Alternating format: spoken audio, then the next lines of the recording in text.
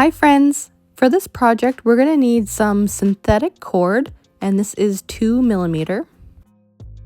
We're also going to need some E6000 glue, and of course some sharp scissors.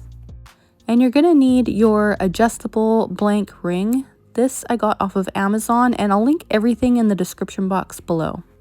You're also going to need a lighter to melt the ends of your synthetic rope, and a T-pin and a macrame board is also very useful.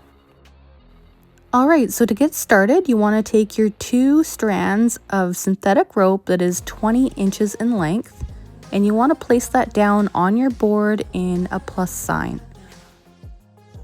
Then pin down right through the center. Now if you don't have a pin, tape will work, but a pin is a lot easier to use.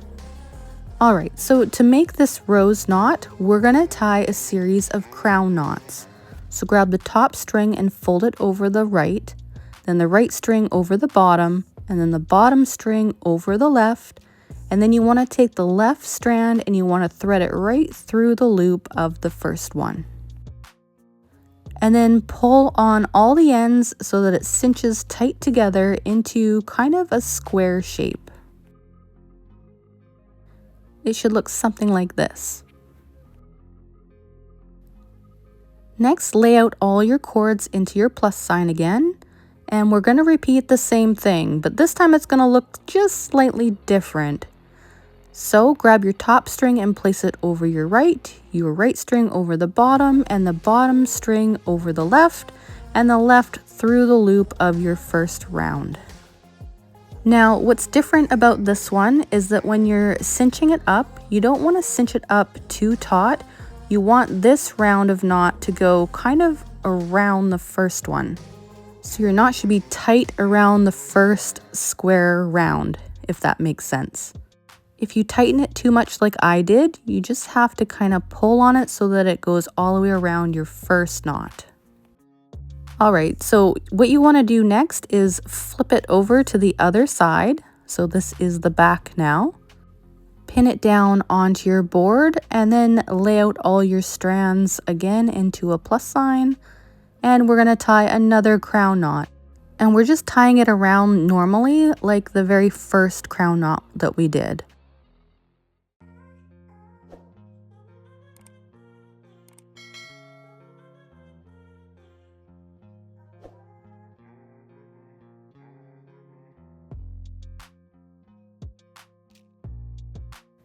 Cinch this crown knot up really taut so it gets that square shape like the very first knot. And then flip it over to the front side again.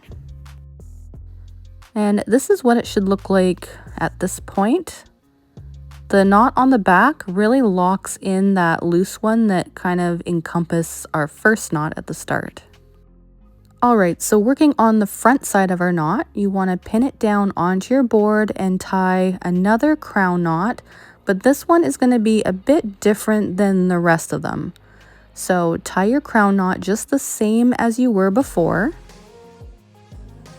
And then instead of stopping here, what we're going to do is we're going to thread it through twice.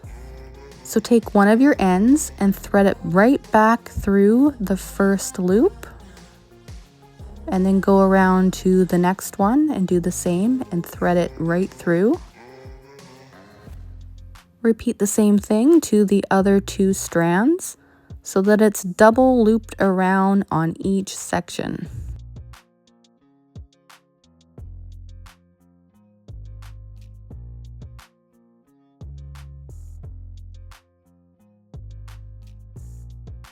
Once it's double looped around, very carefully cinch it up.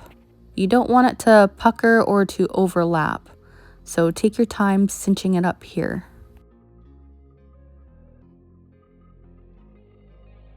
And I just want to say, as you're cinching it, you can cinch it up fairly taut if you like, and you get kind of a closed rosebud shape, or you can make it a little bit more loose so it's more of an open-faced rose. Alright, so once you've played around with it and you got to the shape that you like, this is what I'm working with here, flip it back over to the back side and snip off the loose ends. And you want to leave just a couple millimeters of length of rope at the back so that you can melt it down with your lighter.